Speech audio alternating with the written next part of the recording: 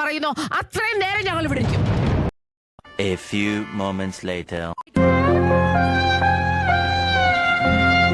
ഇന്നത്തെ എപ്പിസോഡ് കഴിയുമ്പോൾ എന്തായാലും രണ്ട് അഭിപ്രായങ്ങളുണ്ടാവും. ഒന്ന് കുറച്ച് പേര് ജഡ്ജിൻ്റെ തീരുമാനം കറക്റ്റായിരുന്നു എന്ന് പറയും, ചിലർ മത്സരാർത്ഥികളെ കൂടെ നിൽക്കും.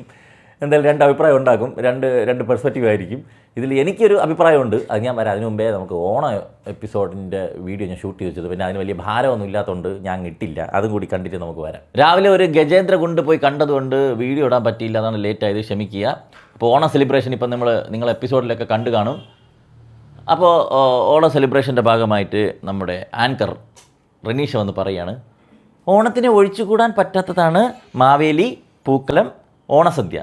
അതുപോലെയാണ് മാരാറ്, രഞ്ജിനി, റിയാസ് എന്ന്. അങ്ങനെ അവർ മൂന്നുപേരും വരികയാണ്. മൂന്നുപേരും വരുമ്പോൾ റിയാസിൻ്റെ അതോ മാർക്കറ്റ് വെച്ചിട്ടാണ് ഓണം ഫംഗ്ഷൻ നോക്കുന്നത്. യൂണിയൻ തൊഴിലാളികളുടെ വേഷം കെട്ടിയിട്ടൊക്കെയാണ് ഓണത്തിന് നിൽക്കുന്നത്. എല്ലാം ഉണ്ട്. ഓണത്തിനെ കുറിച്ച് പറയാം അവരടുത്ത് പറയുമ്പോൾ മാരാറ് പറയുകയാണ്, മാവേലിയെ പോലെയാണ് ഞാൻ, എല്ലാവർക്കും വാരിക്കോരി കൊടുത്തിട്ട് അവസാനം എന്നെ ചവിട്ടി താഴ്ത്തി എന്ന് പറഞ്ഞിട്ട്.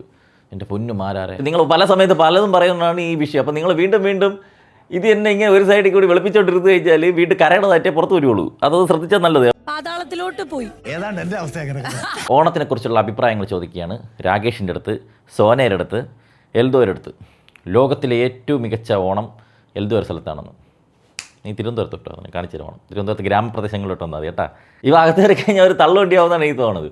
ഇങ്ങനെ ഇരുന്നപ്പോൾ റനീഷ് വന്ന് നിന്നിട്ട് എന്തോ കാര്യമായിട്ട് പറഞ്ഞു തുടങ്ങണം കേട്ടാ. ഇവിടെ കുറച്ചു നേരം കഴിഞ്ഞപ്പോൾ സ്വർണത്തിൻ്റെ പരസ്യം കൈ പിടിച്ച് നമ്മളിങ്ങനെ ഉയർത്തുമ്പോഴാണ്, അതിനാണ് നമ്മുടെ വൈറ്റ് ഗോൾഡ് അല്ലേ. അപ്പം ഞാൻ ഈ എപ്പിസോഡിൽ കണ്ടവന്മാരെ കാര്യമാണല്ലോ, അവർക്ക് അല്ലാതുള്ള പരസ്യവും ടി വിയിൽ കാണണം, ഒപ്പം റനീഷയുടെ വൈറ്റ് ഗോൾഡിൻ്റെ പരസ്യവും കാണണം. വല്ലാത്ത ഗതിയോടെ തന്നെ പരസ്യം കൊടുത്ത ആ വൈറ്റ് ഗോൾഡിൻ്റെ അവസ്ഥയാണ് ദയനീയം. കാരണം ഈ പരിപാടി ഒരൊറ്റ മനുഷ്യന് കാണണില്ല, വെറുതെ വേസ്റ്റായി. അടുത്തൊരു സുന്ദരിക്ക് പൊട്ടുതൊടൽ മത്സരമാണ് അവിടെ അരങ്ങേറുന്നത്. അപ്പോൾ സുന്ദരിക്ക് പൊട്ടുതൊടലല്ല, ഇത് രഞ്ജിനിക്ക് പൊട്ടുതൊടലാണെന്ന് പറയുന്നത്. അപ്പോൾ രഞ്ജിനി ചിരിച്ചുകൊണ്ടിരിക്കുന്നുണ്ടായിരുന്നു. ആദ്യം പറഞ്ഞ് രഞ്ജിനി സുന്ദരിയാണോ എന്ന് ഇവൾ ചോദിക്കുന്നുണ്ട്. രഞ്ജിനി സുന്ദരിയല്ലേ എന്നിട്ട് പറഞ്ഞു ഇത് സുന്ദരിക്ക് പൊട്ടുതൊടലല്ല, ഇത് രഞ്ജിനിക്ക് പൊട്ടുതൊടലാണ്. രഞ്ജിനി, അതെന്താ അങ്ങനെ ഒരു ടോക്ക്? രഞ്ജിനി ചേച്ചിക്ക് പൊട്ടു തൊടുന്ന ടാസ്ക് ആയത് കാരണം ഇത് സുന്ദരിക്ക് പൊട്ടു തൊടലല്ല, പകരം രഞ്ജിനിക്ക് പൊട്ടു തൊടലാണ്. ഞാൻ എന്താ സുന്ദരിയല്ലേ?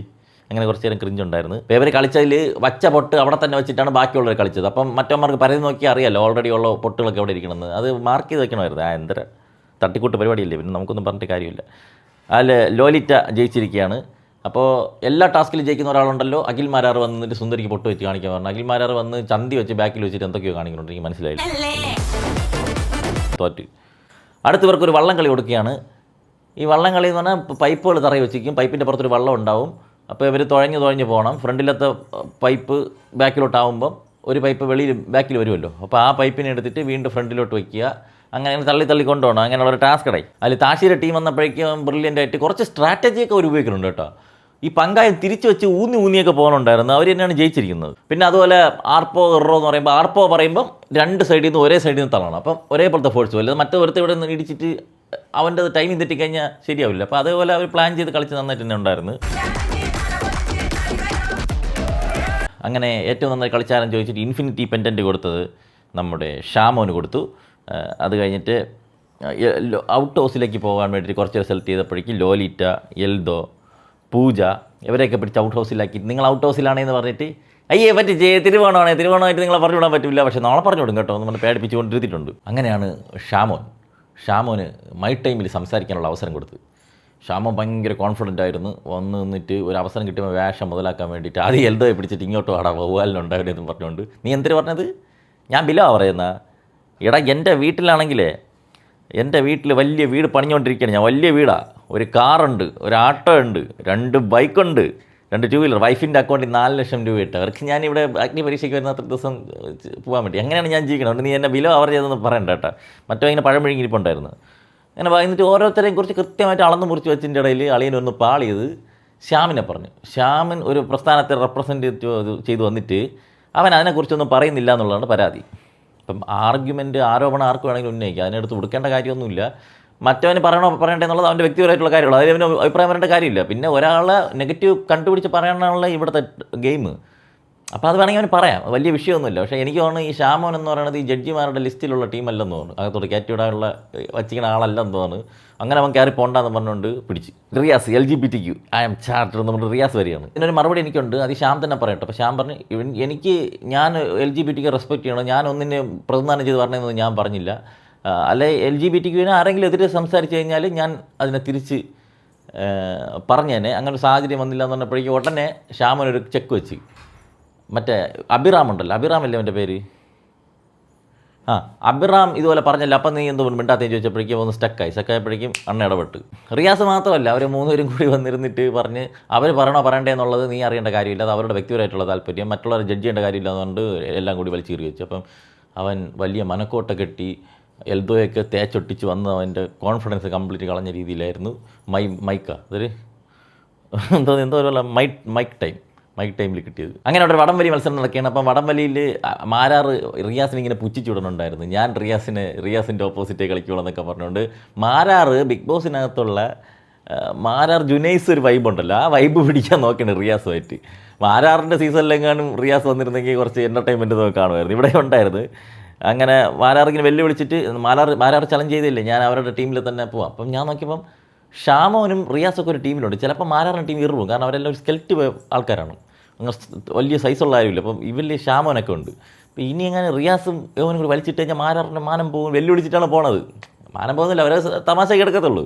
പക്ഷേ മാരാറിനെ ജയിക്കുന്നു. റൗണ്ട് 2 റനീഷയുടെ ടീമും രഞ്ജിനിയുടെ ടീമും ഉണ്ടായിരുന്നു. രഞ്ജിനിയുടെ ടീം തോറ്റ് തുന്നമ്പാടി. എന്നിട്ട് അവരെല്ലാവരും കൂടി ഡാൻസ് കളിച്ചിട്ട് മാരാർ റിയാസിൻ്റെ വാക്യത്ത് പഴമൊക്കെ കുത്തിക്കയറ്റി വെച്ചോടെ എപ്പിസോഡ് അവസാനിച്ചത്. കുഴപ്പമില്ല, രസമുണ്ടായിരുന്നു. ഓണക്കളികളൊക്കെ കണ്ടുകൊണ്ടിരിക്കുക. നമ്മളിവിടെ ജംഗ്ഷനിൽ കണ്ടുകൊണ്ടിരിക്കുന്നതിൻ്റെ ഒരു വേറൊരു വെർഷൻ അവരകത്ത് കാണിച്ച്. അപ്പോൾ എപ്പിസോഡ് 14 എന്താ ഓണം കഴിഞ്ഞിട്ടുള്ള എപ്പിസോഡിൻ്റെ ഇത് പറയാൻ പോവുകയാണ്. ഇന്ന് പുതിയ ഫ്രഷ് ടാസ്ക് കൊടുത്തിട്ടുണ്ടായിരുന്നു. ഇന്നലെ ഇഷ്ടമുള്ളതും ഇഷ്ടമല്ലാത്തതും കൊടുത്തിട്ടുണ്ടായിരുന്നു. പിന്നെ വില്ല ആര് എന്ന് കണ്ടുപിടിക്കാൻ പറയാനുണ്ട്. ഇങ്ങനെ പലതരത്തിൽ കൊടുത്തിട്ട് അതിൻ്റെ വേറൊരു വെർഷനാണ് വിശ്വസിക്കാൻ കൊള്ളാത്തവനും വിശ്വസിക്കാൻ കൊള്ളുന്നവനും. ട്രസ്റ്റ് വർത്തി അൺട്രസ്റ്റ് വർത്തി. ആദ്യം ആഫിയെ വിളിക്കുന്നു. ആഫിയയ്ക്ക് വിശ്വസിക്കാൻ കൊള്ളാമെന്നുള്ളത് ശ്യാം, വിശ്വസിക്കാൻ കൊള്ളില്ലാത്ത രാകേഷിന് എന്തുകൊണ്ടാണെന്ന് പറഞ്ഞാൽ മറ്റേ അന്നത്തെ ഷോട്ട് ഉണ്ടോ എന്ന് ചോദിച്ച സംഭവം ഉണ്ടല്ലോ, അത് തന്നെ പിടിച്ച് തൂങ്ങി, അത് കളയേണ്ട സമയം കഴിഞ്ഞു എന്നാണ് എൻ്റെ അഭിപ്രായം. ശ്യാമിനെ വിളിക്കുന്നു. ശ്യാമിന് ഇഷ്ടമല്ലാത്തത് വിശ്വാസമില്ലാത്തത് ഷിബിന, വിശ്വാസമുള്ളത് പൂജ. പൂജ ശ്യാമിന് ഇഷ്ടമല്ല എന്ന് പറഞ്ഞിട്ടും തിരിച്ച് ശ്യാമിന് പൂജയാണ് ഇഷ്ടമെന്ന് പറഞ്ഞപ്പോഴേക്കും പൂജ കൺഫ്യൂസ്ഡായി. അത് അവ മെയിൻറ്റെയിൻ ചെയ്ത് പോവുകയാണ്. ഇഷ്ടത്തിൻ്റെ കൂടെ വിശ്വാസതയോടെ ഇപ്പം വന്നിട്ടുണ്ട് ശ്യാമിന് പൂജയുടെ അടുത്ത്. ഷിബിനയ്ക്ക് വിശ്വാസം ഇല്ലാത്തത് താഷി, വിശ്വാസമുള്ളത് ഷാമോൻ. താഷി വരുന്ന സമയത്ത് താഷി എന്തെങ്കിലും തിരിച്ച് കമൻട്രി അടിച്ച് താഷിക്ക് ഒരു സ്പേസ് അവിടെ ഉണ്ടാക്കാൻ വേണ്ടിയിട്ട് താഷി ശ്രമിക്കുന്നുണ്ട്. താഷി സ്വാഭാവികമായിട്ടും തിരിച്ച് അഭിപ്രായം പറയും, അല്ലാതെ കേട്ടിന് മിണ്ടാതെ പോകില്ല. അത് നല്ലൊരു ഗുഡ് ക്വാളിറ്റിയാണ് താഷിയുടെ. താഷിയുടെ അടുത്ത് ചോദിക്കുന്നു, വിശ്വാസമില്ലാത്തത് ഷാമോനെ, വിശ്വാസമുള്ളത് അഫിയാനെ. ഷാമോൻ വന്നിട്ട് വിശ്വാസമില്ലാത്തത് അഫിയാനെയും വിശ്വാസമുള്ളത് ഷിജുവിനെയും. ഷിജുവിനെ ഇഷ്ടപ്പെട്ടു കേട്ടോ അവിടെ, വിശ്വാസമുണ്ട്. ഷിജുവിനും വിശ്വാസം ഷാമോനെ തന്നെയാണ്. ഇവിടെ ഒരു കാര്യമുണ്ട്, ഞാൻ പറയാം. ഷിജുവിന് വിശ്വാസമില്ലാത്ത താഷിയെ ഷിജു പറഞ്ഞ കാര്യം, ഫുഡ് കഴിക്കേണ്ട ടാസ്കിൽ ഇവനെ വീക്കെന്ന് പറഞ്ഞു എന്ന്. ഫുഡ് കഴിക്കേണ്ട ടാസ്കിൽ ആരും മുന്നോട്ട് വരാത്തതുകൊണ്ടാണ് ഷിജുലാൽ കളിച്ചത്. ഷിജുലാൽ എനിക്ക് നന്നായിട്ട് അവിടെ പെർഫോം ചെയ്ത്, അവൻ നന്നായിട്ട് പെർഫോം ചെയ്തിട്ടും അവൻ വീക്കാണെന്ന് പറഞ്ഞിട്ട് താഷി പറഞ്ഞു. അത് നല്ലൊരു പോയിൻ്റായിരുന്നു. അതിപ്പോഴാണ് അവന് പറയാനുള്ള സമയം കിട്ടിയത്, അവൻ പറഞ്ഞു. പക്ഷേ താഷി അതിനെ കൗണ്ടർ ചെയ്യുന്ന പറഞ്ഞാൽ ആദ്യത്തെ ദിവസം നടന്ന കാര്യം തന്നെയാണ് ഇപ്പോഴും പറഞ്ഞുകൊണ്ടിരിക്കുന്നത്, വേറെ ഒന്നും പറയാനില്ല എന്ന് പറഞ്ഞിട്ട് കൃത്യമായിട്ട് അവൻ ചലഞ്ച് ചെയ്യുന്നുണ്ട്. അവിടെ ഒരു അടി ഇളക്കുന്നുണ്ടായിരുന്നു. സോനെ വിളിക്കുന്നു. സോനയ്ക്ക് ഒട്ടും വിശ്വാസമില്ലാത്തത് ഷിബിന, വിശ്വാസമുള്ളത് ഷിജുലാൽ. ഷിബിനെ മറ്റേ ലോലിറ്റ 19 വയസ്സെന്ന് പറഞ്ഞിട്ട് ഷിബിന് 21 വയസ്സാണ് എന്ന് പറഞ്ഞിട്ട് വയസ്സിൻ്റെ കാര്യം പറഞ്ഞുകൊണ്ട് അവിടെ അടി കിടക്കണം. ഈ സോനയ്ക്ക് വയസ്സും ചേച്ചി ഇതൊക്കെയാണ് സോനയുടെ പ്രശ്നം. ഷിജിൻ വരുന്നു. അപ്പോൾ ഓൾറെഡി ജഡ്ജിമാർ പറഞ്ഞിട്ടുണ്ടായിരുന്നു ഇവൻ എന്തോ ഇൻഫ്ലുവൻസ് ആയിട്ടൊക്കെയാണ് ഇവൻ പെരുമാറുന്നത്, ഇവൻ പൊതുവെ ആർട്ടിഫിഷ്യലായിട്ടാണ്, ഇവൻ ജെനുവിനായിട്ട് ഒരു പാവപ്പെട്ട ചെറുക്കനാണ് ഷിജിൻ. അങ്ങനെ നമ്മളൊരു കോളേജിൽ പഠിക്കുന്ന സമയത്ത് മിഡിൽ ബെഞ്ചറിൽ ഇരിക്കൂലേ, പ്രത്യേകിച്ച് വില്ലനാണെന്ന് ചോദിച്ചാൽ അല്ല, നായകനാണെന്ന് ചോദിച്ചാൽ അല്ല, എൻ്റെ ഇടയിൽ കഴിഞ്ഞു കൂടുന്ന അങ്ങനത്തെ ഒരു മനുഷ്യനാണ് ഷിജിൻ. പക്ഷേ അവൻ എന്തൊക്കെയോ ആയിത്തീരാൻ വേണ്ടി അവൻ ശ്രമിക്കുകയാണ്. എനിക്കങ്ങനെയാണ് തോന്നിയിട്ടുള്ളത്. അവൻ എന്തൊക്കെയോ എങ്ങനെയും കയറി പറ്റണം, അതിന് വേണ്ടി എന്തെങ്കിലും കിട്ടിയിട്ട് അത് വെച്ചിട്ട് പിടിച്ച് പോകാമെന്നുള്ള ഒരു ഇത് വിളിക്കുന്നതാണ്. അവൻ ഷിജിൻ പറഞ്ഞത്, എനിക്കിവിടെ ആരെയും വിശ്വാസമില്ല, അത് ഓൾറെഡി നേരത്തെ ഇവരൊരു ഹിൻഡ് കൊടുത്തിട്ടുണ്ട് ജഡ്ജിമാർ, നിങ്ങൾക്ക് ഒരാളെ പൂർണ്ണമായിട്ട് വിശ്വാസമില്ലെങ്കിൽ ഇല്ല എന്ന് പറയണം, ആരെയും വിശ്വമില്ലല്ലോ, എന്തുകൊണ്ട് പറഞ്ഞില്ല എന്ന് വേറെ ആരുടെ ചോദിക്കുന്നുണ്ട്. അത് കേട്ട് വെച്ചിട്ടാണ് അളിയൻ പറയണത്. പക്ഷെ അത് അവൻ പറഞ്ഞ പോലത്തെ മാസ് ഡയലോഗും അത് തന്നെ ഈ ഗെയിം വരുമ്പോൾ ഇവൻ ഡോമിനേറ്റ് ചെയ്യാനായിട്ട് കാണിക്കണം, ഇവൻ്റെ ബുദ്ധിയാണെന്ന് കാണിക്കണം. ഇവൻ എന്തോ ഫ്രണ്ടിൽ വരണമെന്ന് ഇങ്ങനെ ആഗ്രഹമൊക്കെ ഉള്ളൊരു പയ്യാണ്, പക്ഷെ അവനുള്ള കഴിവില്ല. ഷിജിൻ എനിക്കാരുമായിട്ടുമില്ല, എന്നാലും രാകേഷിനെ ഞാൻ വിശ്വസിക്കുന്നില്ല. വിശ്വസിക്കുന്നത് ലോലിറ്റയ്ക്ക് വിശ്വാസമില്ലാത്ത ശ്യാമിനെയും വിശ്വാസമുള്ളത് ഷിബിനെയും. അപ്പം ലോലിറ്റ തിരിച്ചടിച്ചത് സോന ശ്യാമിനെ ഇൻഫ്ലുവൻസ് ചെയ്യുന്നു എന്നാണ് പറഞ്ഞത്. അതായത് ഓൾറെഡി സോന വന്നിട്ട് രാകേഷിനെയും മറ്റേ അനിയത്തി കുട്ടി കളിക്കുന്നതെന്ന് പറഞ്ഞിട്ട് ലോലിറ്റയെ പറഞ്ഞിട്ടുണ്ടായിരുന്നു. ലോലിറ്റ അതിൻ്റെ നോക്കി വെച്ചിരുന്നൊരു സമയം കിട്ടിയപ്പം സോന ഇവനെ പിടിച്ച് ശ്യാമിനെ വെച്ച് ഇൻഫ്ലുവൻസ് ചെയ്ത് ഒരു അനിയത്തി മാറ്റിയിട്ട് അമ്മ മകൻ ബന്ധമാക്കി വെച്ചുകൊണ്ട് കൊടുത്തു. സോന കേൾക്കുമ്പോഴേക്കും യെസ് എൻ്റെ പേര് പറഞ്ഞു, എനിക്ക് അലമ്പുണ്ടാക്കണം എന്ന് പറഞ്ഞിട്ട് സോന അലമ്പുണ്ടാക്കിയപ്പോൾ ലോലിറ്റ് പറഞ്ഞു ദിസ് ഈസ് മൈ സ്പേസ്, മിണ്ടായിരിക്കും പറഞ്ഞു. നീ പാടിയാണെന്ന് ഉത്തരം മുട്ടുമ്പോഴാണ് എടി പോടി തെറിയൊക്കെ വിളിക്കുന്നത് കേട്ടോ. അതൊന്നും നല്ലൊരു കാര്യമല്ല സോന. അപ്പോൾ എൽദോയുടെ അടുത്ത് എൽദോയ്ക്ക് ട്രസ്റ്റ് ഉള്ളത് ഷിജിൻ, ഒട്ടും ട്രസ്റ്റ് ഇല്ലാത്ത ഷാമോൻ. അപ്പോൾ ഷാമോൻ ഇന്നലെ വലിച്ചു കീറി വെച്ചിട്ടുണ്ടല്ലോ. ഷാമോനെ കുറേ പേര് ടാർഗറ്റ് ചെയ്തിട്ടുണ്ട് കേട്ടോ. കാരണം ഷാമോൻ ഇന്നലെ മറ്റേ മൈക്ക് സ്പേസ് കിട്ടിയപ്പം വേഷം എല്ലായിടത്തിനും കൊടുത്തപ്പോൾ എല്ലായിടത്തിനും ഒരു നോട്ടപ്പുള്ളിയായിരുന്നു ഷാമോൻ. ഷാമോന് ഗുണം ചെയ്യും. അപ്പോൾ എൽദോയ് വന്നിട്ട് ഡബിൾ സ്റ്റാൻഡേർഡ് എന്ന് പറഞ്ഞിട്ട് എനിക്ക് മറ്റേ കാറുണ്ടേ ബസ്സുണ്ടേ എന്നൊക്കെ പറഞ്ഞ് എന്നെ തിരിച്ചടിക്കുന്നുണ്ടായിരുന്നു. ഷാമോന് ഡബിൾ സ്റ്റാൻഡാണ്, ഒരു സമയത്ത് ഒന്ന് പറയും ഒരു സമയത്ത് വേറെ പറയും, ഒരു നിലപാടില്ലാത്ത ഒരാളാണെന്ന് പറഞ്ഞുകൊണ്ട് അന്ന് ഞാൻ ഈ വിഷയം പറഞ്ഞപ്പോഴേക്കും ഓക്കെ ആണ് എന്നും പറഞ്ഞുകൊണ്ട് പോയ ഒരുത്തം വന്ന് നിന്നിട്ടാണ് ഇപ്പോൾ ഇതിരുന്ന് മാറ്റണത്.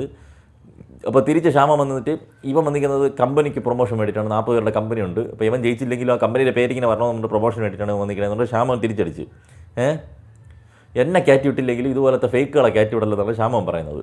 അപ്പോൾ എൽദോയ്ക്ക് വിശ്വാസമുള്ളത് ഷിജിനാണ്. എന്തിനാണ് വിശ്വാസം എന്ന് പറഞ്ഞു കഴിഞ്ഞാൽ അടുത്ത ടാസ്കിൽ ഷിജിന് നന്നായിട്ട് കളിച്ചാൽ മാത്രമേ ഷിജിന് കയറിപ്പോകാൻ പറ്റുള്ളൂ. അതുകൊണ്ട് ഷിജിനെ വിശ്വസിക്കണം. എൽദോ നന്നായിട്ട് ഒരു കാര്യം പറയാൻ നേരത്ത് മറ്റേ റിനോഷ് ജോർജിനെ പോലെയാണ് എൽദോ. ഇങ്ങനെ പഠിച്ച് പ്ലാൻ ചെയ്ത് വെച്ചിട്ട് ഇവൻ സ്റ്റാർട്ടിങ് അത് പ്രിപ്പയർ ചെയ്യും. ക്ലൈമാക്സ് നമ്മളെല്ലാം കാണാൻ പഠിക്കുന്നില്ല. ക്ലൈമാക്സിൽ എത്തുമ്പോഴേക്കും ഇവ അത് കലം താഴെ ഇട്ട് ഉടയ്ക്കുന്ന ഒരു ശീലമാണ്. അതുപോലെ ഇങ്ങനെ മണ്ടൻ സ്ട്രാറ്റജി പറയാനുണ്ടായിരുന്നു. അടുത്ത ടാസ്കിന് വേണ്ടി മാത്രം ഞാൻ അവനെ വിശ്വസിക്കുന്നു. അപ്പം ജഡ്ജിമാർ ചോദിച്ചു ഇതാണ് ടാസ്ക്, നിൻ്റെ അടുത്ത ടാസ്കിന് വേണ്ടി മാത്രമാണ് പറഞ്ഞു. അല്ല അങ്ങനെയല്ല, അടുത്ത ടാസ്കിലേക്ക് മാത്രം അതായിരുന്നു ചോദ്യം. തീർന്നു. ഇവ ഇങ്ങനെ ഏറിപ്പിക്കൊണ്ടിരിക്കും. രാകേഷിന് ഒട്ടും വിശ്വാസമില്ലാത്ത ഷാമോൻ, വിശ്വാസമുള്ളത് ശ്യാമിന്. അങ്ങനെ ഏറ്റവും കൂടുതൽ അൺട്രസ്റ്റഡ് ആയിട്ട് വന്നവർ ടോപ്പ് ഷിബിനെയും ഷാമോനും. അടുത്ത ടാസ്ക് കൊടുക്കുമായിരുന്നു കളർ ചെക്ക്. ഇവിടെയാണ് കളി നടക്കുന്നത്. പ്ലാനിങ് ആണ്. ആദ്യം ട്രസ്റ്റ് അൺട്രസ്റ്റ് എന്ന് പറഞ്ഞൊരു സാധനം ഇട്ട് കൊടുക്കുക, അതിനനുസരിച്ചിട്ടുള്ള ഒരു ഗെയിം കൊടുക്കുക. അത് നല്ലൊരു മൂവായിരുന്നു, ബിഗ് ബോസ് ടീമിൻ്റെ രസമായിരുന്നു. അപ്പോൾ ആ ടാസ്ക് എന്ന് പറയുന്നത് ബാക്കിൽ ഓരോരുത്തർക്കും ഓരോ കളർ ഒട്ടിച്ച് വെച്ചിരിക്കും. അപ്പോൾ ഞങ്ങൾക്ക് ബാക്കിയുള്ളവർ ചോദിക്കാം. ചിലർ കറക്റ്റായിട്ടുള്ളത് പറഞ്ഞു കൊടുക്കും, ചിലർ തെറ്റായിട്ടുള്ളത് പറഞ്ഞു കൊടുക്കും. ഇവർക്ക് ബാക്കിയുള്ളവർ വിശ്വസിക്കുന്നതും അവിശ്വസിക്കുന്നതും ഇവരുടെ യുക്തി പ്രകാരം ഇരിക്കും. ഇപ്പോൾ ഒരാൾ ചോദിക്കുന്നത് എൻ്റെ ബാക്കിൽ ഏതാണോ ചുവപ്പെന്ന് പറഞ്ഞു കഴിഞ്ഞാൽ എനിക്കത് വിശ്വസിക്കണോ വേണ്ടേ എന്നുള്ളത് എൻ്റെ ലോജിക്കാണ്. അപ്പോൾ എനിക്ക് വിശ്വാസമുള്ള ആളാണെങ്കിൽ അങ്ങനെയൊക്കെ. പക്ഷേ ഇവരാദ്യമേ പ്ലാൻ ചെയ്തിട്ട് 2 പേര് നമ്മൾ എന്ത് വന്നാലും ഒറ്റയ്ക്ക് കട്ടയ്ക്ക് ഇരിക്കണമെന്ന് പറഞ്ഞിട്ട് പോയി. ആരൊക്കെയാണ്? ഷാമോനും ഷിജിലാലും. ഇവർ 2 പേരുമാണല്ലോ അങ്ങോട്ടും ഇങ്ങോട്ടും വിശ്വസിക്കുന്ന ആൾക്കാർ. കുറച്ച് മുമ്പേ വിശ്വസിക്കുന്നതാണെന്ന് പറഞ്ഞും പോയി. ഇനി അതിന് ഓപ്പോസിറ്റായിട്ട് കളിച്ചു കഴിഞ്ഞാൽ പ്രേക്ഷകർ വോട്ടിടുന്നില്ലേ? പ്രേക്ഷകൻ പറയും ഇതാണ് അവൻ്റെയൊക്കെ വാക്കിൻ്റെ വില എന്ന് തോന്നിക്കഴിഞ്ഞാൽ അവർക്ക് ഇത് വരില്ലേ? അവർക്കത് ഡാമേജ് അല്ലേ? ഗെയിമിൻ്റെ പെർസ്പെക്റ്റീവ്, ഗെയിമിൻ്റെ ശരി തെറ്റ്, ഗെയിം ജയിക്കുക, അതൊന്നും അല്ല ഇതിനകത്ത്. അങ്ങനെയാണെങ്കിൽ ജഡ്ജിമാർ ഇത്രയും നാളും ഗെയിം ജയിച്ചവനെ നോക്കി അടുത്ത ലെവലിലേക്ക് അങ്ങനെ അല്ലല്ലോ, അങ്ങനെ ചെയ്യണമെന്നല്ലോ ഞാൻ പറയണത്. ഗെയിമൊക്കെ ചുമ്മാ ഒരു പുക മറിയാണ് ഇവരെന്താണെന്ന് അറിയാൻ വേണ്ടിയിട്ട്. ഇപ്പോൾ ടാസ്ക് ജയിക്കുക എന്നുള്ളതല്ല പ്രധാനം. ഇവരുടെ ഐഡൻറ്റിറ്റി, ഇവരുടെ പേഴ്സണാലിറ്റി, ഇവരുടെ സെൽഫ് റെസ്പെക്റ്റ്, ഇവരെന്താണെന്നുള്ള ആൾക്കാരെ അറിയിക്കണം. അപ്പോൾ കുറച്ച് മുമ്പേ ഷിജുലാൽ പറയുന്നു ഷാമോനെയാണ് ഏറ്റവും വിശ്വാസമുള്ളതെന്ന്. ഷാമോൻ പറയുന്നു ഷിജുലാലിനാണ് ഏറ്റവും വിശ്വാസമുള്ളത്. അപ്പോൾ ഗെയിമിൽ അവർക്ക് അങ്ങനെ പോയേ പറ്റുള്ളൂ. അങ്ങനെ പോയില്ലെങ്കിൽ ആൾക്കാരെടുത്തിട്ട് ഉടുക്കും, ഉറപ്പായിട്ട് ഉടുക്കും. ഇപ്പം ഇങ്ങനെ പറയും പോലെ അല്ല. അപ്പോൾ ഇവർ ഓൾറെഡി ഇങ്ങനെ പറഞ്ഞ് നാക്കെടുത്തിട്ട് അടുത്ത ഗെയിമിൽ തന്നെ അവനെ പറ്റിച്ചു കഴിഞ്ഞാൽ ഇവൻ്റെ സ്ഥാനം എന്താവും? ഇവൻ ആൾക്കാരെടുത്ത് വെളിയിൽ കളയില്ലേ? കാരണം നിങ്ങൾക്ക് കാര്യം മനസ്സിലാവണം. ഞാൻ ആ പെർസ്പെക്റ്റീവിലാണ് ഇതിനെ കാണുന്നത്. ടാസ്ക് തുടങ്ങി, രാകേഷ് ലോലിൻ്റെ അടുത്ത് അനിയത്തിക്കുട്ടിയോട് ചോദിച്ചപ്പോൾ അനിയത്തിക്കുട്ടി കള്ളത്തരം പറഞ്ഞു കൊടുത്തു കേട്ടോ. അപ്പോൾ എന്നിട്ട് രാകേഷ് കാൽക്കുലേറ്റ് ചെയ്യണം, 4 എണ്ണം മഞ്ഞ കാണും, 4 എണ്ണം പച്ച കാണും. അപ്പോൾ എനിക്കുള്ളത് 3 എണ്ണം അവിടെ ഉണ്ട്. അപ്പോൾ ഒന്ന് ഇത് എന്നുണ്ട് എവിടെ കളർ മാറി. എന്നിട്ട് രാകേഷ് ലോലിറ്റ പറഞ്ഞത് വിശ്വസിച്ചുകൊണ്ട് ആ കളർ പറഞ്ഞുകൊണ്ട് ഇറങ്ങിപ്പോയി. തൊട്ട് പുറകെ പൂജ ഔട്ടാവുന്നുണ്ട്. ട്രസ്റ്റ് ചെയ്തു എന്ന് പറഞ്ഞുകൊണ്ട് നടന്ന പൂജയും ശ്യാമും, ശ്യാമല്ലേ പറഞ്ഞു ശ്യാമിന് ഏറ്റവും ട്രസ്റ്റ് ഉള്ളത്, അങ്ങോട്ടും ഇങ്ങോട്ടും തേച്ച്. അടുത്ത റൗണ്ട് വീണ്ടും ആരും ഔട്ടായില്ല. ഇവരെന്തോ കളിക്കുന്നുണ്ടായിരുന്നു. അപ്പോൾ ജഡ്ജിമാർ എന്തോ സംശയമുണ്ടല്ലോ, അഖിൽമാരാർ പറഞ്ഞ് ഷാമോനും ഷിജുലാലും പ്ലാൻ ചെയ്തല്ലേ കളിക്കുന്നത്. അവിടെ അവർക്ക് കള്ളത്തരം പറഞ്ഞതെങ്കിൽ അവന്മാർ പോയി, ഞാൻ സമ്മതിക്കാം. അവന്മാർ അവിടെ അവൻ സ്റ്റാൻഡിൽ ഉറച്ചിരിക്കണം, നമ്മൾ പ്ലാൻ ചെയ്താണ് കളിക്കണം. എന്ത് പ്ലാൻ ചെയ്ത് കളിച്ചുകൂടാന്ന് നിങ്ങളുടെ റൂളിൽ പറഞ്ഞോ? അങ്ങനെ പറഞ്ഞില്ലല്ലോ. ബിഗ് ബോസ് എന്ന് പറയുന്നത് നിങ്ങളുടെ റൂൾ സെറ്റുണ്ട്, മറ്റേ ബിഗ് ബോസിൻ്റെ മറ്റേ ബുക്കുണ്ട്. ബുക്കിൽ പറയുന്ന കാര്യങ്ങൾക്കല്ലാതെ എന്ത് വേണമെങ്കിലും ഇവർക്ക് കണ്ടുപിടിച്ച് കളിക്കാം. അതിനെയാണ് സ്ട്രാറ്റജി എന്ന് പറയുന്നത്. ചില സമയത്ത് സ്ട്രാറ്റജി കാണിക്കുമ്പോൾ ഇവർ നല്ലതാവും, ചില സമയത്ത് മോശമാണ്. എനിക്കെന്തെന്ന് മനസ്സിലാവില്ല. അവരവിടെ സ്റ്റാൻഡിൽ ഉറച്ചിരുന്നു, ഞങ്ങൾ പ്ലാൻ ചെയ്താണ് കളിക്കുന്നത്, ഇയാൾക്ക് അങ്ങ് ഉണ്ടാക്കുന്നുണ്ട് പറഞ്ഞു. അത് ജഡ്ജിമാർക്ക് ഇഷ്ടപ്പെട്ടില്ല. അപ്പോഴേ നോട്ട് ചെയ്തു, ചെവന്മാർ അങ്ങനെ കയറി പോണത് ശരിയല്ല. ബിഗ് ബോസിനകത്തിന് വീട്ടിൽ പോയാൽ നിങ്ങളൊക്കെ വേസ്റ്റുകളാവും, ആബ്സല്യൂട്ട് വേസ്റ്റ്. അപ്പോൾ അഖിൽമാരോടാണ് ഞാനിവിടെ വെറുതെ ഇരിക്കുകയല്ല എന്ന് നിങ്ങൾക്ക് മനസ്സിലായല്ലോ. അത് ഈ ജഡ്ജിമെൻറ്റിൽ ഈ 3 പേരിൽ അഖിൽമാരാറിൻ്റെ ഒരു പ്രത്യേകത അത്രയാണ്. അഖിൽമാർ അത്രയും ഒബ്സർവ് ചെയ്തിട്ടാണ് ഓരോരുത്തരെ വിലയിരുത്തുന്നതും കാര്യം പറയണതും. മറ്റവർ രണ്ടുപേരും അങ്ങനെ ഈ രഞ്ജിനി ഹരിദാസൊക്കെ ചുമ്മാ ഓവറാക്കിയിട്ട് മറ്റേ ഡോമിനേറ്റ് ചെയ്തിരിക്കുക എന്നുള്ള ഒരു ഇതേ ഉള്ളൂ. വേറെ അങ്ങനെ വലുതായിട്ടൊന്നും, ചില സമയത്ത് ഡയലോഗ്സ് നന്നായിട്ട് അടിക്കുന്നുണ്ടായിരുന്നു. മറ്റവനും ഇത്തിരി കുറച്ചുകൂടി ക്രിയേറ്റീവായിട്ടൊക്കെ സംസാരിക്കണം. പക്ഷേ അഖിൽമാരുടെ ജഡ്ജ്മെൻറ്റാണ് ഏറ്റവും ബെസ്റ്റ് ആയിട്ടാണ് എനിക്ക് തോന്നിയിട്ടുള്ളത്. അങ്ങനെ ആ റൗണ്ട് നറുക്കെടുത്ത് എൽദോയാണ് വന്നത്. എൽദോ ആരെ വിശ്വസിച്ച് അവിടെ നിൽക്കുന്നുണ്ടായിരുന്നു, എൽദോയെ പുറത്താക്കി. ഷിബിനെയും വിശ്വസിച്ച് കളിച്ചതായിരുന്നു എൽദോ, പക്ഷേ എൽദോ തേഞ്ഞുപോയി. 3 പേരെ എവിക്റ്റായി. നെക്സ്റ്റ് റൗണ്ട് ആഫിയ പുറത്തായി. അടുത്ത റൗണ്ട് ആരും ഒന്നും നടന്നില്ല. നറുക്ക് കിട്ടി, ലൊലിറ്റ പുറത്ത് പോയി. ഷാമോൻ കാണിക്കണമെന്ന് പറഞ്ഞാൽ പ്ലാൻ ചെയ്ത് കളിക്കണമെങ്കിൽ ഒരു മര്യാദ വേണ്ടേ. ഷാമോൻ ആദ്യമേ പോയി നിന്നിട്ട് ഷിജിനോട് ചോദിക്കും, ഇവിടെ കളർ ഏത്? പച്ച.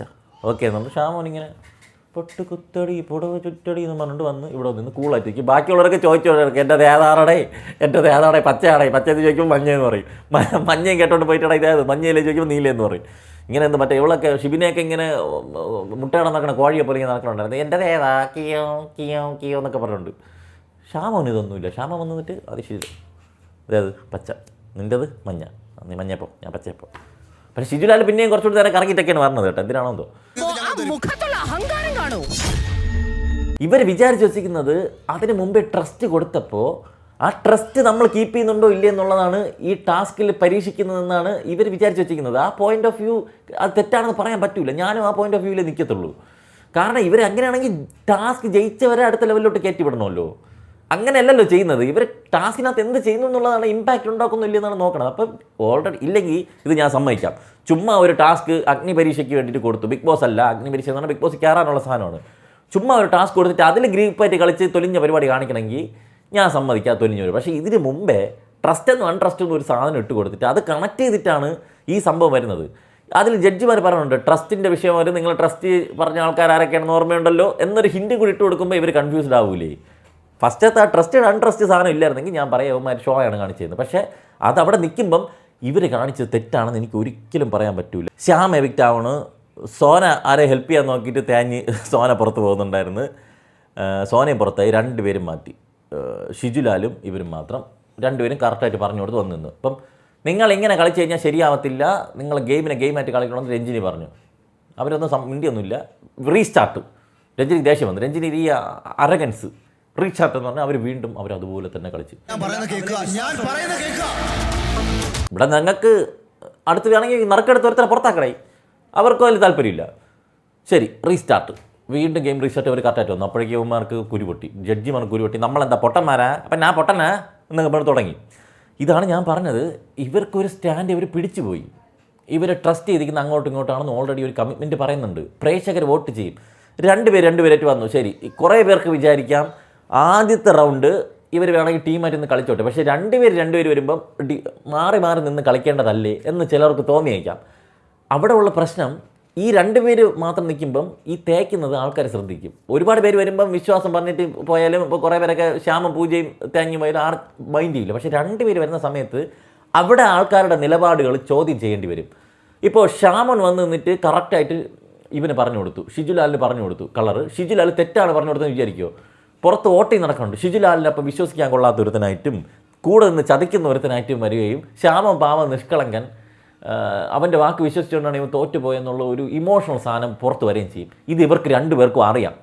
നിങ്ങളെല്ലാം വിമർശിക്കുന്ന നിങ്ങളെല്ലാവരും വിചാരിക്കേണ്ടത് ഇതിൽ ഒരുത്തൻ 2 പേരും ഒന്ന സമയത്ത് ഇൻഡിവിജ്വലായിട്ട് കളിച്ചു എന്ന് പറഞ്ഞു കഴിഞ്ഞാൽ ഒരാൾക്ക് ഉറപ്പായിട്ട് നെഗറ്റീവ് ആവും, ഒരാൾക്ക് പോസിറ്റീവ് ആവും. അങ്ങനൊരു ചാൻസ് അവർ ആഗ്രഹിക്കുന്നില്ല. അവർക്ക് ടാസ്ക് ജയിക്കണമെങ്കിൽ നിങ്ങൾ നറുക്കിട്ടെടുത്തോ, നമ്മൾ ഓക്കെയാണ് എന്ന് പറഞ്ഞ് നിന്ന്. പക്ഷേ ജഡ്ജിമാർക്ക് അത് ജഡ്ജിമാരുടെ ഈഗോ പൊട്ടൂല്ലേ, ജഡ്ജിമാരുടെ ഈഗോ ഹേർട്ടായി. നിങ്ങൾ ജഡ്ജിമാരെ തോപ്പിക്കാനാണ് കളിക്കുന്നത്, നിങ്ങൾ ജഡ്ജിമാരെ തോപ്പിക്കാൻ വേണ്ടി കളിപ്പിക്കേണ്ട. ഇതാണോ ബിഗ് ബോസ്? ഇത് ബിഗ് ബോസ് അല്ല, ഇത് അഗ്നി പരീക്ഷയാണ്. ബിഗ് ബോസിൽ കയറിപ്പോകാനുള്ള ഒരു പരിപാടിയാണ്. നിങ്ങൾ അഗ്നി പരീക്ഷ ബിഗ് ബോസ് ആയിട്ട് കാണേണ്ട കാര്യമൊന്നുമില്ല. ഇവർക്ക് ഒരു കുലുക്കുമില്ല. ഇപ്പോൾ ഷാമോന് പറയാൻ സമ്മതിച്ചില്ല. ഷാമോൻ എന്തോ പറയാൻ വേണ്ടി വന്നു. അത് ഞാൻ ഈ പറഞ്ഞ പോയിന്റ് ആയിരിക്കും അവൻ പറയാൻ പോയത്. അവനെ പറയാൻ സമ്മതിച്ചില്ല. കൈതാക്കടോ രഞ്ജിനി, കൈതാക്കടോ. ഷാമോൻ എനിക്ക് സംസാരിക്കണം, എനിക്ക് മത്സരം ജയിക്കാൻ വേണ്ടിയാണ് കളിക്കേണ്ടത്. രഞ്ജിനി, മത്സരം ജയിക്കാൻ വേണ്ടിയാണ് കളിക്കേണ്ടതെങ്കിൽ ജയിച്ചവരെല്ലാവരും നിങ്ങൾ ജയിച്ച ടീമുകളെ എടുത്ത് നിങ്ങൾ മറ്റേ വോട്ടിട്ടിട്ട് ഔട്ട് ഹൗസിലിട്ടിട്ട് അന്ന് എന്നെ എടുത്ത് പുറത്ത് കളഞ്ഞിട്ടില്ലേ? നിങ്ങൾ ഗസ്റ്റ് ജഡ്ജിനെ വിളിച്ചോടുന്നു. നിങ്ങൾക്ക് പുറത്ത് കളയാൻ താല്പര്യമുള്ള ആൾക്കാരെ നിങ്ങൾ നേരത്തെ പറഞ്ഞു കൊടുത്തിട്ട് അവർ വിന്നിങ് ടീമിലാണെങ്കിൽ പോലും എടുത്ത് വെളി കളഞ്ഞിട്ടില്ലേ? അവർ ആ ടാസ്ക് നന്നായി പെർഫോം ചെയ്തിട്ട് വെളി കളഞ്ഞിട്ട്. അപ്പോൾ പിന്നെ ഈ കൊണ പറയരുത്, ഈ കൊണ ശരിയല്ല അത്. അപ്പം ക്ഷാമം കട്ടക്കിക്കുകയാണ്. അവൻ്റെ അഹങ്കാരം നോക്കും, അവൻ്റെ അഹങ്കാരം. മാരാറോ നിങ്ങളെ രണ്ടുപേരും കെട്ടിപ്പിടിച്ച് കിടക്കാൻ വേണ്ടിയിട്ടാണ് അകത്തോട്ട് വിടണമെന്ന് വിചാരിക്കുന്നത്. നിങ്ങൾ അവിടെ പോയി കെട്ടിപ്പിടിച്ച് കിടക്കണം. നമുക്കാണ് ഇത്, ഞാൻ സമ്മതിക്കുന്നു. ഇവർ ടീമായിട്ട് ഇവിടെ നിന്ന് കളിക്കേണ്ട കാര്യമില്ല. ഇത് അഗ്നി പരീക്ഷയാണ്. ഇവർ അവിടെ പോയിട്ട് ടീം എന്തോ ആയിക്കോട്ടെ, വിഷയമല്ല. അത് ആൾക്കാർക്ക് ചിലപ്പോൾ ഇഷ്ടപ്പെടും. ഇപ്പോൾ മാരാറിൻ്റെയും ഷിജുവിൻ്റെയും ബോണ്ടിങ് ഒക്കെ ആൾക്കാർക്ക് ഇഷ്ടപ്പെട്ടതാണ്. ഇപ്പോഴും ആ സീസണിൽ എന്തെങ്കിലും ഒരു സാധനം മിച്ചം വെച്ചിട്ടുണ്ടെങ്കിൽ അത് ബോണ്ടിങ്, പിന്നെ ജുനൈസ് മാരാറായിട്ടുള്ള പ്രശ്നം, ശോഭയും മാരാറായിട്ടുള്ള ഇതൊക്കെ തന്നെയാണ്. അപ്പോൾ അതിൽ ഫ്രണ്ട്ഷിപ്പിന് വാല്യൂ ഉണ്ട്. ഒരുപാട് സ്നേഹം, ഫ്രണ്ട്ഷിപ്പും വിശ്വാസത്തെയൊക്കെ നമ്മൾ കണ്ട് ഗൂസ് ബംസ് വന്നിട്ടുണ്ട് ഒരുപാട്. ഇപ്പോൾ പവൻ, രജിത് കുമാർ, അങ്ങനെ ഒരുപാട് സാധനമുണ്ട്. അതൊരു ഫാക്ടറാണ്. അത് ബിഗ് ബോസിനകത്ത് പോയിട്ട് കാണിച്ചാൽ മതി. ഈ പുറത്ത് പോയി കാണിക്കേണ്ട. ഈ ടാസ്കിൽ തന്നെ ഫ്രണ്ട്സും നൻപനും കെട്ടിപ്പിടിച്ച് കാണിക്കേണ്ട കാര്യമില്ല. ഒരൊറ്റ കാര്യമില്ലായിരുന്നെങ്കിൽ, ട്രസ്റ്റ് അൺട്രസ്റ്റ് എന്നുള്ള സാധനം മുമ്പേ കൊടുക്കാതിരുന്നിരുന്നെങ്കിൽ യുവമാരി കാണിച്ചതിന് ഞാൻ ജഡ്ജിമാരുടെ കൂടെ നിൽക്കുമായിരുന്നു. അവർ കെട്ടിപ്പിടിച്ച് കിടക്കാൻ വേണ്ടിയിട്ട് അതല്ല. പക്ഷേ നിങ്ങൾ ഓൾറെഡി ഇങ്ങനെ ഒരു സാധനം ബിൽഡ് ചെയ്ത് വെച്ചിട്ട് നിങ്ങൾ രണ്ടാമത് ടാസ്ക് കൊടുക്കുമ്പോൾ അവർക്ക് അവരുടെ സ്റ്റാൻഡിൽ ഉറച്ച് നിൽക്കേണ്ടി വരും. അവരവിടെ സ്ട്രാറ്റജി കളിച്ചിട്ട് ഈ ടാസ്ക് പക്ഷേ അവർക്ക് ജയിക്കാൻ പറ്റുമായിരിക്കും. ഒരുത്തനെ തേച്ച് ഈ ടാസ്ക് ജയിക്കാൻ പറ്റുമായിരിക്കും. പക്ഷേ ജനങ്ങൾക്ക് അവനെ ജഡ്ജ് ചെയ്തത് വിധം മാറിപ്പോവും. അവൻ അങ്ങോട്ട് മുന്നോട്ട് പോകില്ല. അവർക്ക് മുന്നോട്ട് പോകണം, അവർക്ക് സർവേ ചെയ്യണം. അവർക്ക് ഇതേ ചെയ്യാൻ പറ്റുള്ളൂ. ജഡ്ജിമാരെ നിങ്ങളെ ഈഗോ പൊട്ടിയിട്ടോ കുരു പൊട്ടിയിട്ടോ ഒരു കാര്യമില്ല. അതിൽ ഒരു കാര്യമില്ല. ഞാൻ കളിക്കല്ലേ. നിങ്ങൾ രണ്ടുപേരും കയറ്റി വിടാൻ വേണ്ടിയിട്ടല്ലോ ഞങ്ങൾ ഇവിടെ ഇരിക്കുന്നേ. എടുത്ത് പുറത്ത് കളാ. നിങ്ങളല്ലേ പറഞ്ഞത് ഡെയിലി വോട്ടിടണം, ഓരോരുത്തർ പുറത്ത് കളയുന്നത് നിങ്ങളല്ലേ പറഞ്ഞിരിക്കണേ.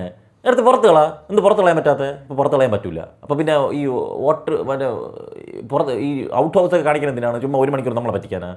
അവർക്ക് എന്താണ് പറയാനുള്ളത് അത് കേൾക്കാതെ, അവർക്ക് പറയാൻ പോയിൻ്റ് ഉണ്ട്, അവരുടെ പോയിൻ്റ് ഉണ്ട്. അവരുടെ പോയിൻ്റ് പോലും മനസ്സിലാക്കാതെ അവരെ പുറത്താക്കി ഇവരിറങ്ങിപ്പോയി. ഇവരിറങ്ങിപ്പോകുമ്പോൾ അവന്മാർ അഹങ്കാരികളും തൻ്റെ അടികളുമായിട്ട് ആൾക്കാർക്ക് പുറത്ത് പോർട്രേ ചെയ്യപ്പെടും. അത് ശരിയായിട്ടുള്ള പരിപാടിയല്ല. അവർ പറയാനുള്ളതിൽ കേൾക്കണ്ടേ? അവർക്ക് പറയാനുള്ളത് കേൾക്കാനുള്ള സമയം കൊടുക്കണ്ടേ? അവർ പറയണമെന്ന് കേൾക്കാനും ഇല്ലാതെ ഇവരൊരു സ്റ്റാൻഡ് ഉണ്ടാക്കിയിട്ട് എന്നാൽ നമ്മളെ കളിപ്പിച്ചില്ലേ, എന്നാൽ ഞാൻ പോകണം, ഞാൻ പറയണേ കേട്ടില്ല, ഇങ്ങനെയാണെങ്കിൽ ഞാൻ കളിക്കില്ല എന്നുകൊണ്ട് പിണങ്ങിപ്പോയാൽ നാണം കെട്ട ജഡ്ജിമാരായിപ്പോയല്ലേ. ജഡ്ജിമാരെ കുഴപ്പമല്ല, ഇത് മറ്റേ വിളിച്ച് പറയും അവന്മാർക്ക് ഇത്തിരി ഷോ കൂടുതലാണ് കേട്ടോ, നിങ്ങൾ അവിടെ ഇരിക്കണം, നിങ്ങളൊന്ന് ബഹിഷ്കരിച്ചിറങ്ങിപ്പോൾ അവന്മാർ ഇത്തിരി വില്ലന്മാരാവട്ടെ, കുറച്ച് നാണത്ത്. എനിക്കൊരു നാറ്റം തോന്നുന്നില്ല. അവർ രണ്ടുപേരും കൂടെ തന്നെയാണ് ഞാൻ നിൽക്കുന്നത്. നിങ്ങൾ കറക്റ്റ് ഗെയിമാണ് കളിച്ചിരിക്കുന്നത്. നിങ്ങൾ ആരെ പേടിക്കേണ്ട കാര്യമില്ല. നിങ്ങൾക്ക് നിങ്ങളുടെ പേഴ്സണാലിറ്റിയിൽ ഉറച്ചു നിൽക്കുക. നിങ്ങൾക്ക് ജഡ്ജിമാരെ ക്രോസ് ചെയ്യുക. ഇവിടെ മാരാറാണെങ്കിലും റിയാസ് ആണെങ്കിലും ബിഗ് ബോസിന് വരെ അകത്ത് നിന്ന് ചലഞ്ച് ചെയ്തിട്ടുള്ള ആൾക്കാരാണ്. അപ്പോൾ അവർക്കത് ചെയ്യാം. ബിഗ് ബോസ് ഷോ അല്ല അഗ്നി പരീക്ഷ, അതെന്ന് എനിക്കറിയാം. പക്ഷേ ഈ ഒരു ദിവസം ഈ ഒരു 2 ടാസ്ക് കൊടുത്ത് വെച്ചിട്ട് ഇവർ ചെയ്തതാണ് ശരി. ഇവർക്ക് അല്ലാതെ വേറൊരു ഓപ്ഷൻ ഇല്ല എന്നാണ് ഞാൻ മനസ്സിലാക്കുന്നത്. ഇവരെ സംസാരിക്കാനുള്ള സമയം പോലും കൊടുക്കാതെ വോക്കൗട്ട് ചെയ്തിട്ട് ആൾക്കാരുടെ മുമ്പിൽ ഇവരെ വില്ലന്മാരെ ചിത്രീകരിച്ച് ഇട്ടിട്ട് പോയ നടപടി എനിക്ക് ശരിയായിട്ട് ഫീൽ ചെയ്തില്ല എന്നുള്ളത് ഞാൻ പറയുന്നുണ്ട്. മെനഞ്ഞാന്ന് എവിക്ഷൻ നടത്തിയില്ല, ഇന്നലെ ഓണം ആയതുകൊണ്ട് എവിക്ഷൻ നടത്തിയില്ല. ഇന്ന് എവിക്ഷൻ നടത്താതിരിക്കാൻ വേണ്ടി ഒരു കാരണം വേണം. അപ്പോൾ അവന്മാരൊരു സാധനം ഉണ്ടാക്കി, എന്നാൽ അതിൽ പിടിച്ച് ഒരു പിണങ്ങിപ്പോകൊണ്ട് എവിക്ഷൻ ഇല്ലല്ലോ. ഇങ്ങനെ തള്ളി ഒരാഴ്ച എന്തെങ്കിലുമൊക്കെ പറഞ്ഞ് തള്ളിക്കൊണ്ടു. എന്തൊരു കോമഡിയാണെന്ന് അറിയാമോ? എടാ നിങ്ങൾക്ക് അങ്ങ് പറയടേ, നമ്മൾ ജനങ്ങളെ വോട്ട് വെച്ചിട്ടാണ് നിങ്ങൾ എവിക്റ്റ് ചെയ്യണത്, നമ്മളതിൽ കാര്യമൊന്നുമില്ലെന്ന് പറയണേ. പിന്നെ അത് അവരെ പറയണം. അവർക്ക് ടാസ്കും കൊടുത്തിട്ട് അതിൽ ഔട്ട് ഹൗസിലോട്ട് ഇരുത്തണം. അതിന് ഒരു ലോജിക്ക് കറക്റ്റ് ആവണില്ല. അല്ലെങ്കിൽ അവരടുത്ത് ഇതിങ്ങനെ നിങ്ങൾ ഓരോ ദിവസവും എവിക്ഷൻ നടത്താതിരിക്കുക എന്തൊക്കെ കാരണം കണ്ടുപിടിക്കും. നാളെ ഇനി വേറെ എന്തെങ്കിലും കണ്ടുപിടിക്കുമായിരിക്കും എവിക്ഷൻ നടത്താതിരിക്കുക. അപ്പം ഇതൊക്കെയാണ് ഇതിൽ കോമഡികൾ നടക്കുന്നത്. നിങ്ങൾക്കിതിൽ എന്തായാലും എൻ്റെ ഓപ്പോസിറ്റ് അഭിപ്രായം ഉണ്ടാവും, ഉറപ്പായിട്ടും ഉണ്ടാവും. 2 അഭിപ്രായം വരും, എനിക്കറിയാം. ഞാൻ എൻ്റെ സ്റ്റാൻഡാണ് പറയുന്നത്, അതിനുള്ള കാരണങ്ങൾ ഞാൻ പറഞ്ഞു. നിങ്ങളെ അഭിപ്രായം തീർച്ചയായിട്ടും നിങ്ങൾ കമൻറ്റ് ഇടുക. നിങ്ങളൊന്നും കമൻറ്റ് ഒന്നും ഞാൻ കാണില്ല. എടാ ഞാൻ ഇതിനകത്ത് മറ്റേ വീട് വയ്ക്കാൻ വേണ്ടിയിട്ടൊന്നുമല്ല ഇതിൻ്റെ റിവ്യൂ ചെയ്യണത്. നമുക്കൊരു സംസാരം ഈ ഒരു യൂണിവേഴ്സിൽ നിന്നിട്ട് നമ്മുടേതായിട്ടുള്ള ഒരു രസമല്ലേ അത്, ആ കമ്മ്യൂണിക്കേഷനും ആ ഒരു ഗ്യാതറിങ്ങും. കമൻറ്റുകളിൽ അഭിപ്രായങ്ങൾ പറയുക, ചുമ്മാ കണ്ടിട്ട് മിണ്ടാതെ പോകാൻ. ഇതൊക്കെ തന്നെയാണ് എൻ്റെ ഓണം.